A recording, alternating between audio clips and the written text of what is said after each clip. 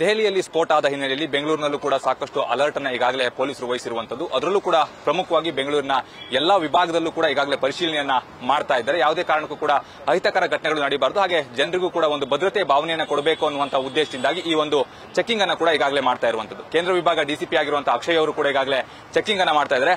ಅವರು ನಮ್ಮೊಂದಿಗಿದ್ದಾರೆ, ಅವ್ರನ್ನ ಮಾತನಾಡ್ತಾ ಹೋಗ್ತೀನಿ. ಸರ್, ಈಗಾಗಲೇ ಈ ಒಂದು ವಿಚಾರಕ್ಕೆ ಸಂಬಂಧಪಟ್ಟಂತೆ ಸಾಕಷ್ಟು ಅಲರ್ಟ್ ಅನ್ನ ಈಗಾಗಲೇ ನೀವು ಎಚ್ಚೆತ್ತುಕೊಂಡಿದ್ದೀರಾ, ಹಾಗೆ ಯಾವುದೇ ರೀತಿಯಲ್ಲಿ ಕೂಡ ಅಹಿತಕರ ಘಟನೆ ನಡೀಬಾರದು ಅನ್ನುವಂಥ ಉದ್ದೇಶದಿಂದಾಗಿ ಸಂಪೂರ್ಣವಾಗಿ ಪರಿಶೀಲನೆಯನ್ನು ಕೂಡ ನಡೆಸ್ತಾ ಇರುವಂತದ್ದು. ಯಾವ್ಯಾವ ರೀತಿಯಲ್ಲಿ ಪರಿಶೀಲನೆ ನಡೀತಾ ಇದೆ ಸರ್, ಏನ್ ಅನಿಸ್ತಾ ಇದೆ ಸರ್ ಒಂದು ಸಿಚುವೇಶನ್ ನೋಡ್ತಾ ಇದ್ದ ಸಂದರ್ಭದಲ್ಲಿ? ತಮ್ಮೆಲ್ಲರಿಗೂ ಗೊತ್ತಿರುವ ಹಾಗೆ ಮುಂಜಾಗ್ರತಾ ಕ್ರಮ ಮತ್ತೆ ಸಾರ್ವಜನಿಕರ ಮನಸ್ಸಿನಲ್ಲಿ ಒಂದು ಸುರಕ್ಷಿತ ಭಾವನೆಯನ್ನ ಮೂಡಿಸಬೇಕು, ಒಂದು ಕಾನ್ಫಿಡೆನ್ಸ್ ಬಿಲ್ಡಿಂಗ್ ನೇಚರ್ ಆಗಲಿ. ನಾವೆಲ್ಲ ಇಲ್ಲಿ ಇದೀವಿ, we are alert and we are there for your safety.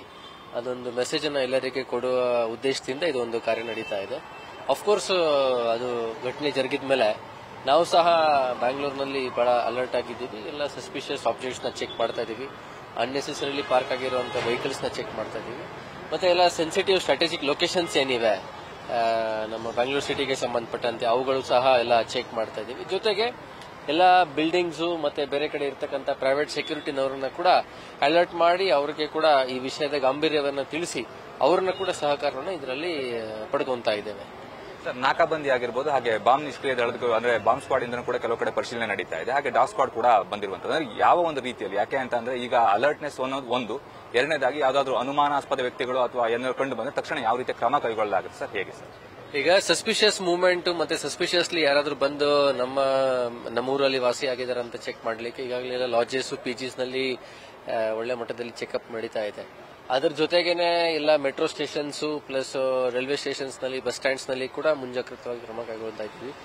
ಜೊತೆಗೇನೆ ನಾಕಾಬಂದಿ ಮೂಲಕ ಯಾವ್ದಾದ್ರು ವೆಹಿಕಲ್ ಅನುಸ್ಪಾಸ್ಪದವಾಗಿ ಸಿಕ್ಕಿದೆ, ವೆಹಿಕಲ್ ನಲ್ಲಿ ಡಾಕ್ಯುಮೆಂಟ್ಸ್ ಇಲ್ಲದೆ ಅಥವಾ ಸರಿಯಾದ ಇದನ್ನ ತಗೊಳ್ಳದೆ ಅವರು ಓಡಿಸ್ತಿದ್ದಾರೆ ಅಂತಂದ್ರೆ ಆ ವೆಹಿಕಲ್ ಗಳನ್ನ ಕೂಡ ನಾಕಾಬಂದಿ ಮೂಲಕ ಚೆಕ್ ಮಾಡ್ತಾ ಇದ್ದೀವಿ. ಸೊ ಇಂಥ ಚಟುವಟಿಕೆಗಳಲ್ಲಿ ಭಾಗಿಯಾಗ್ತಕ್ಕಂಥವರಿಗೆ ಕೂಡ ಇದು ಒಂದು ಎಚ್ಚರಿಕೆ, ಜೊತೆಗೆ ಸಾರ್ವಜನಿಕರಲ್ಲಿ ಒಂದು ಸುರಕ್ಷತೆ ಸಂದೇಶವನ್ನು ಮೂಡಿಸುವಂತ ಒಂದು ಪ್ರಯತ್ನ ಮಾಡ್ತಾ ಇದ್ದೀವಿ.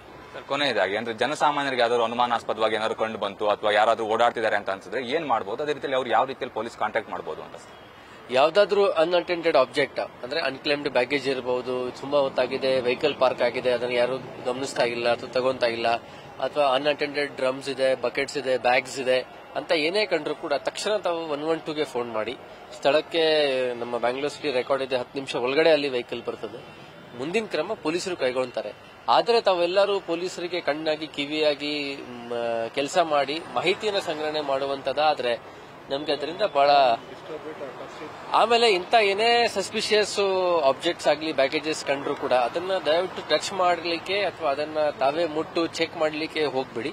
ಏನೇ ಇದ್ರೆ 112ಗೆ ಫೋನ್ ಮಾಡಿಬಿಟ್ಟು ತಿಳಿಸಿ, ಪೊಲೀಸರು ಅಲ್ಲಿ ಬರ್ತಾರೆ. ಆಮೇಲೆ ಕೂಡಲೇ ನಮ್ಮ ಆಂಟಿ ಸ್ಯಾಬ್ಯುಟೇಜ್ ಚೆಕ್ ಟೀಮ್ ಇರಬಹುದು, ಅಗತ್ಯ ಇದ್ದಲ್ಲಿ ಬಾಂಬ್ ಡಿಸ್ಪೋಸಲ್ ಸ್ಕ್ವಾಡ್ ಇರಬಹುದು, ಅವೆಲ್ಲ ಸ್ಥಳಕ್ಕೆ ಹಾಜರಾಗಿ ಏನ್ ಕ್ರಮ ಕೈಗೊಳ್ಳಬೇಕು ಆ ನಿಟ್ಟಿನಲ್ಲಿ ಕ್ರಮ ಕೈಗೊಳ್ತೇವೆ.